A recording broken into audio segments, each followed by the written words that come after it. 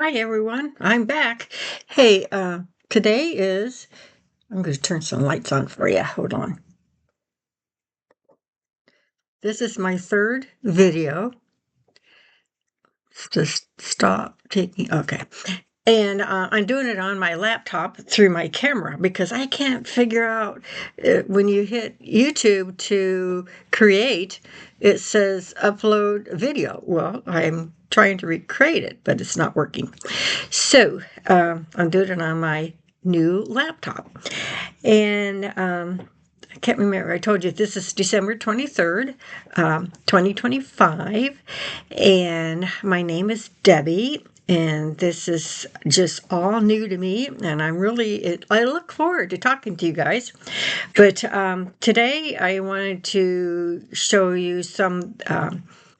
I couldn't wait until Christmas to open one of my packages from my sister, and it's a new crochet book. And I will show you. Here it is. And it's by, let's see, it's called Dumpling Cats, and it's by Sarah Sloyer.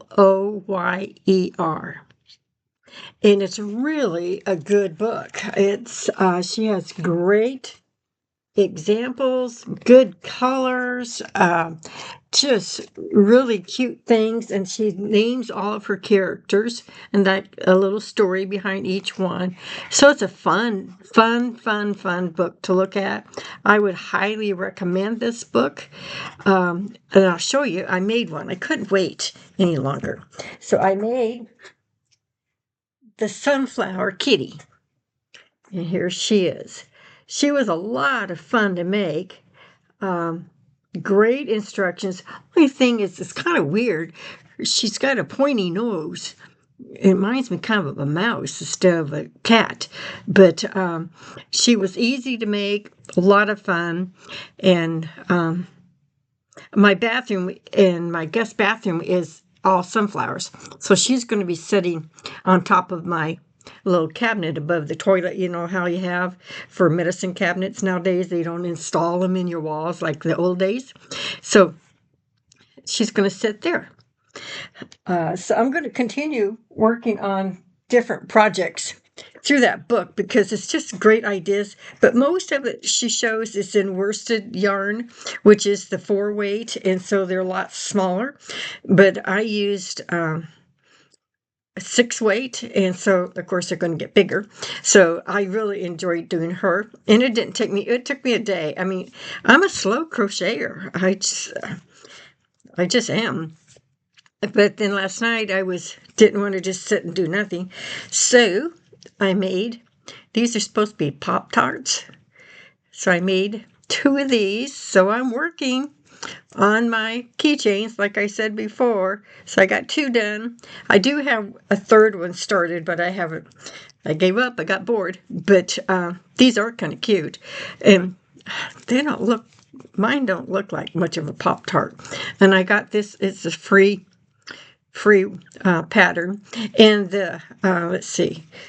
This one I think was the original one. It's a lot bigger. It was bigger. And so I downsized mine and made it a little bit smaller, thinking maybe that would be quite as big. These keychains patterns are big. I guess girls like those. So, and then, oh, what's up with this? See, we're going to talk about a lot of crocheting, but we're also going to talk about just life in general and being a single widow and things that you have to figure out. Put your big girl panties on because you don't have your spouse to help you bail you out. I have a daughter that helps me a lot and a son-in-law that's wonderful. But they work, and so I hate to bother them too much because they work hard and they have a life and they got a family also. But I love these shoes, so I've got a complaint. These are great shoes. They're comfortable. They have good arch support. A lot of nurses wear them. And I've probably had these probably several years, and they are I don't know. I love them because they're kind of red. This doesn't show much on the camera, but they're really a red. But look at, I can't believe it. I mean, are hardly worn, as you can see in the other shoe. They were hardly worn at all. And I was walking, and all of a sudden, my shoe fell apart in the parking lot. What's up with that? And they were expensive. So now, and they can't, this type of heel, they can't replace it. So now I have to, I guess I just throw my shoe away. I hate to do that. I'm kind of from the old world. I like to save my stuff, but I guess I'm not going to be able to do that. And then tomorrow is the 24th, and we're going to my son-in-law's family. He has a big family, and we're going to go there for dinner and have Christmas with them. But today I have to bring something, which I don't mind doing. By the way, I am a terrible cook. I'm not a very good cook. All my family can tell you that. But I saved this recipe. I was in a meeting years ago, and it's called Texas caviar. Have any of you heard of that? Make a comment if you have. But all it is it's a dip to eat with chips like Doritos or corn chips and stuff. And it takes 1 can of Rotella, and then it takes 1 can of black-eyed beans drained and washed, 1 can of black beans drained and washed, and 1 can of corn drained and washed. And then it says you can use 2 tomatoes, those Roman, those little ones, and cut them up or chop them up. I usually just use a can of chopped tomatoes. Why reinvent the world? And then it takes 1/4 of a cup of zesty Italian dressing. Then you can just about add anything you want. I add fresh spring peppers chopped, and you can do a little bit of cilantro chopped up. And then you just mix it all up, and I usually make it the day before, so today I have to make it for tomorrow because it tastes a lot better. You can almost eat that alone. Oh, you can also add a chopped onion. You can add, what do you call them, those, the peppers, gosh, I just went brain dead. You know what happens when you get older? You just go brain dead. You know what I'm talking about. If you're the older people watching this, it's just how it happens. What are they called? I love them. I use them a lot. That's so aggravating, isn't it? When you go into another room and thinking you're going to get something, and then you go in there and you can't remember what you're doing, or you start doing something else, and then you go back into the other room and go, oh yeah, and then you have to walk back and forth. I get my exercise a lot by doing back and forth, back and forth, back and forth. And then, let's see, my kitten, Betsy, she will not leave my Christmas tree alone. She has basically taken all my ornaments off from top to bottom, and I've tried everything. You know, people say put aluminum foil around the base. I put one of those things that go around your tree base, thinking it'll keep her out. No, I put aluminum foil inside there, but she just plays in there. She doesn't climb up into my tree. She sits on the outside, and then she jumps at the tree. And then when she does that, then she pulls out all my string of lights and the ornament that she wants. But she doesn't climb the tree. So what a pain in the neck. So I'm always putting my lights back up on the tree, and I have no more ornaments on my tree. I just given up on trying to even do that. And so I just turn my lights on. I like my lights, so it works, but it's a pain in the neck. She's a lot of fun. My daughter keeps telling me I need to get another kitten so she will have somebody to play with. I don't know if I can handle another kitten, if you know what I mean. They're so busy and so curious in everything. So I'm thinking about, I don't know. I don't think I'm going to do that, but who knows? And let's see. Tomorrow's going to be a busy day, and I hope you all have a great Christmas Eve and a great Christmas. It's hard for some of us because we are single and we miss our husbands. I was married 42 years. He was sick and he ended up with brain tumor. And the doctors just say he had 6 months to live, and he actually lived 6 more years. So God really blessed me with him.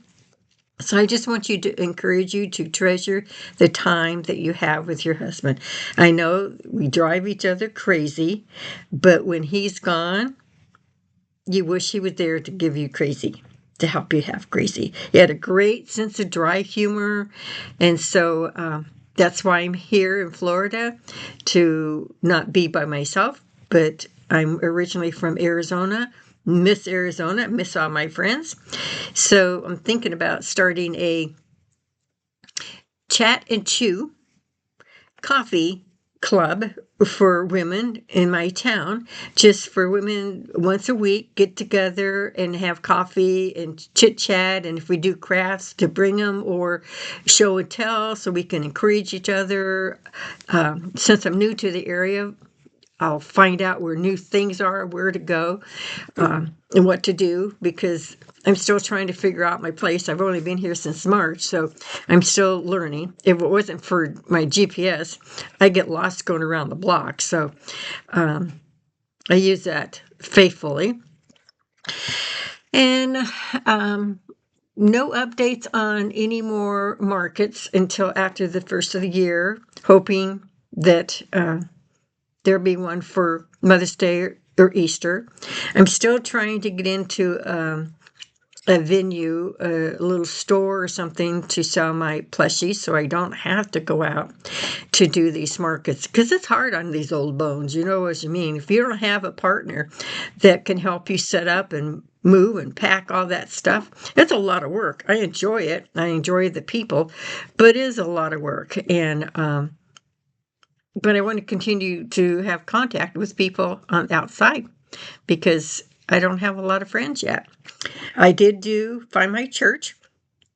Church shopping is a pain in the neck. It took me forever to find a church that I feel comfortable in. And I'm used to a smaller church, but this is a big church, but feels small. The people are wonderful. They're just so such encouragers, and the pastors are approachable. But they're a typical Southern Baptist pastor. Boy, they rant and rave at the beginning or at the end, and they get really wound up. So that's a big change for us, or for me, because most of my pastors I ever went to church with, they were pretty quiet, but the message was strong. And this pastor is scripture by scripture. We pick a book and he goes through it and explains it, gives us history, which I love. I love to get the golden nuggets. And so that helps. And I've joined a Sunday school class, which they don't call Sunday school anymore. They either call them life groups or connection group or whatever. So it depends on what church. I tried 5 different churches, and I went 2 or 3 times for each one. And finally I found this one. So, and normally I always go to Christmas Eve candlelight service, and they have one here, but it's so hard yet for me to go, because my husband and I always went, and it was such a joy just to be with him. And it's hard to listen to the Christmas music because it makes me kind of sad, but I'm trying to stay focused and keep looking up. God gave me a great place to live. He got me moved here in less than a month, sold my house. So he wants me here to be with my daughter, and I'm so glad, because this is all a first for me.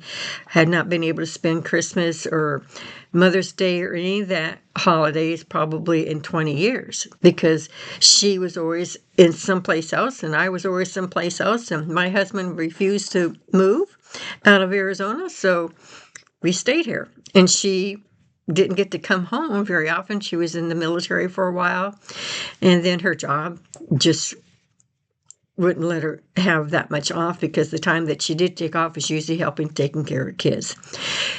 So this is going to be a great Christmas because it's because I'm going to be around lots of family, new family. Our family, my immediate family is very small. So having my son-in-law and his big family, it makes it a lot more fun, lots of kids. So I don't know when I'm going to talk to you soon. I'll keep working on crocheting something so I can show you. And next time I have something finished, I'll come back on. And I hope that you all have a great Christmas and keep looking up and remember why we have Christmas and be very thankful. So have a Merry Christmas, and I will talk to you soon. Thank you for watching, and subscribe. Help me out so I can keep doing this. I really appreciate it. Thank you. Bye.